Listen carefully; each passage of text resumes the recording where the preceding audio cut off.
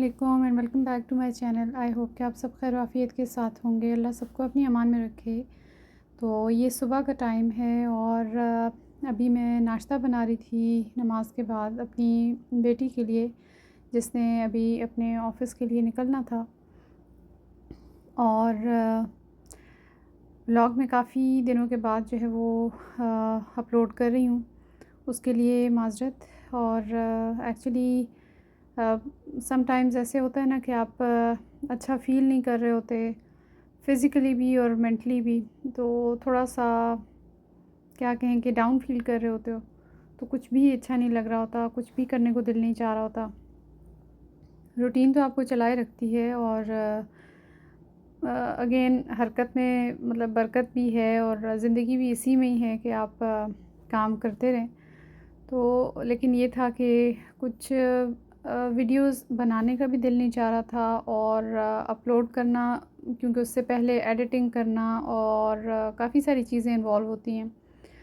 तो मेरी आई साइट का मतलब काफ़ी इशू हो जाता है। मुझे कोविड के बाद मेरी आई साइट जो है वो काफ़ी इफ़ेक्ट हुई थी। डॉक्टर्स को भी दिखाया, ग्लासेस भी लगे, सब कुछ हुआ, बट अगेन उस तरह से रिकवर नहीं हो सकी और डॉक्टर्स को भी समझ में नहीं आती थी।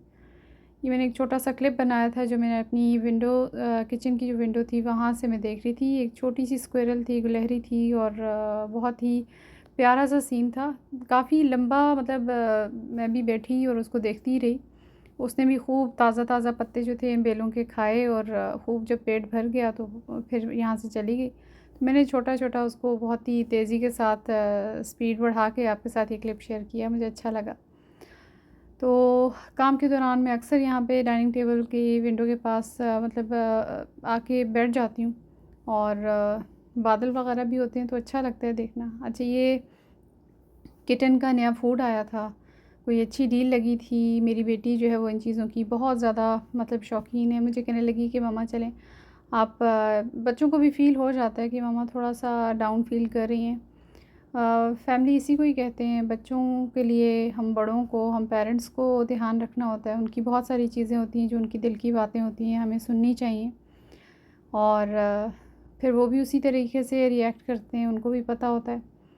तो ख़ैर मैं भी इन्वॉल्वमेंट शो करती हूँ। मुझे हालाँकि मैंने स्टार्टिंग के जो व्लॉग्स थे उसमें मैंने जब ये किटन्स बिल्कुल 1 वीक से छोटे थे तब आए थे, आँखें भी नहीं खोली थी। अब माशाल्लाह देखें कितने मज़े से हेल्दी और सही ग्रो हो रहे हैं। तो मुझे नहीं अच्छे लगते ये एनिमल्स और पेट्स वग़ैरह घर में रखना, क्योंकि इनकी बहुत बड़ी ज़िम्मेदारी होती है। तो एक तो बेज़ुबान जानवर हैं, आप ज़रा सी ऊँच-नीच हो जाए तो बस अल्लाह से डर भी लगता है। तो लेकिन ये कि अब ये देखें मेरी मेरी गोदी में खाना-शाना खाने के बाद और बिल्कुल रिलैक्सिंग मूड में आ गए हैं। अच्छा, बेटी जब ऑफ़िस से घर आ गई थी उस टाइम ये हमने अनबॉक्सिंग भी की, उनको खाना भी खिलाया, उनको अच्छा लगा। अच्छा, यहाँ पर मैंने ये व्हिप क्रीम का कूल व्हिप के नाम से ये एक बॉक्स खाली हुआ था। तो ये वाला जो रोल है, टिश्यू रोल, वैसे ही डाइनिंग टेबल पे रख नहीं सकती थी। तो मुझे समझ में नहीं आ रही थी किस तरह से रखूँ। वो अच्छा नहीं लगता, टॉयलेट रोल टाइप चीज़ जो है वो अच्छी नहीं लग रही होती। लेकिन ये मसाला और मिर्ची ज़्यादा हो जाए तो अक्सर यूज़ हो रहा होता है। तो इसलिए फिर मैंने सोचा कि इसको किसी तरीके से रख लेती हूँ ताकि टेबल पे रखा हुआ बुरा भी ना लगे और यूज़ में भी आए। और आज हमने खाने में बनाना था बिरयानी। मैंने चिकन वग़ैरह निकाला, उसको साफ़ किया, लेकिन हस्बैंड की कॉल आई कि यार आज नहीं, बिरयानी का कोई मूड नहीं हो रहा, तो पकोड़े वग़ैरह बना लेते हैं। तो मैंने कहा चलें ठीक है, पकोड़े बना लेते हैं। लेकिन अब ज़ाहिर है चिकन को फिर मैंने ऐसे नहीं रखा, उसको फिर मैंने गार्लिक में अच्छी तरह से मैरिनेट करके तो फ्रिज में रख लिया था कि नेक्स्ट डे बना लूँगी, क्योंकि उनसे मैंने प्रॉमिस ले लिया था कि आज अगर नहीं बन रहा तो कल तो लाज़मी बनेगा।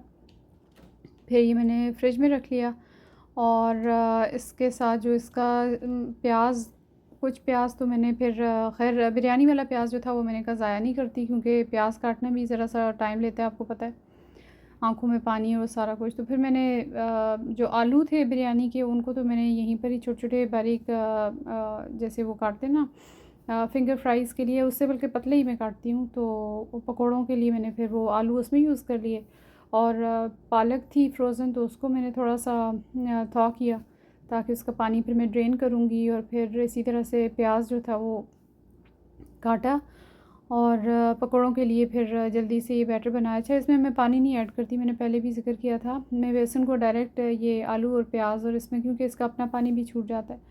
अच्छा, यहाँ पर फिर मैंने बिरयानी के प्याज को फ्रिज में नहीं रखा, फिर मैंने इसको हल्का सा सौटे करने के जो अगला स्टेप होता है ना, गोल्डन ब्राउन से कर लेते हैं, तो वो फिर मैंने करके रख लिया। मैंने कहा ताकि चिकन को भी मेरा दिल चाह रहा था कि मैं भून के रख लूँ, लेकिन ये लेग एंड थाई पीसेस हैं तो इनमें एक हीक सी आना शुरू हो जाती है जब आप इनको मतलब पका के रख लेते हो। तो इसलिए मैंने फिर गार्लिक में उसको लहसुन अदरक में मैरिनेट करके फ़्रिज में रख लिया था ताकि अच्छे से जज़्ब हो जाए। बस ये इतना ही मैंने ब्राउन किया लाइट गोल्डन के करीब करीब, और फिर मैंने रख लिया था साइड में। और अभी फिर साथ में काम शाम भी, क्योंकि बंदा करे तो थोड़ा सा थकावट तो हो ही जाती है, और अगर चाय जिसको अच्छी लगती है तो इससे अच्छी और क्या बात है कि आप अपने लिए एक कप चाय बना लें। तो फिर मैंने चाय बना ली।